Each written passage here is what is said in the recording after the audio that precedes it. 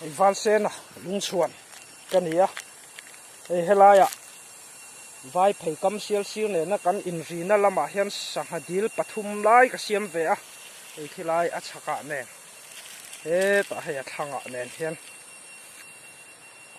ni kum te po khan min khoi sak renga dynamo ten chu wang chuanin he dil lian a thuk boka katia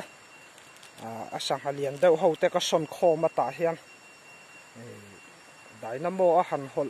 chi po ani pon ka sela wa hei ti hian kapil ani deuh thoa len po den hlei theilo ani mana har khop mai a him viau tura ka ngaya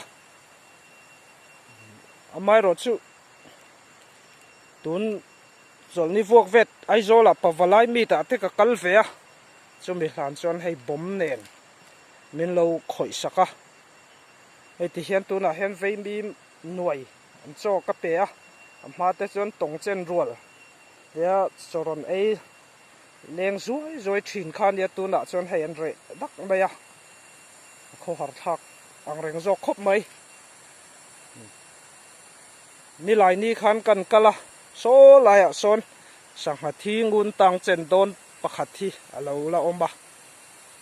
a ko chung lam te kan en vela a ko chung som ne khop mai a phim te po a ke a chu wang chan bom nu ma nge yani ti hai rual ani lova hetianga adil sahadil ha bom ne na han in khoi sak em hi chu tu manan tu kalori ngai lova thamuang takin ka om ve a maro chu hetiang ti du tok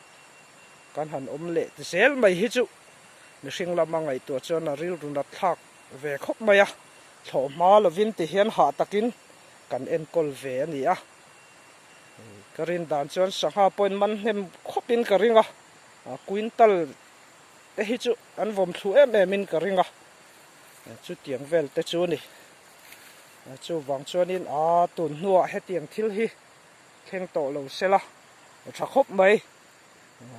tianga ti to lo turina ti tu te po he video hi lo en ve ani chuan khongai takin he tiang thil hi ti to lo turin kan gen tak meu cheu ani he group kal tlang hian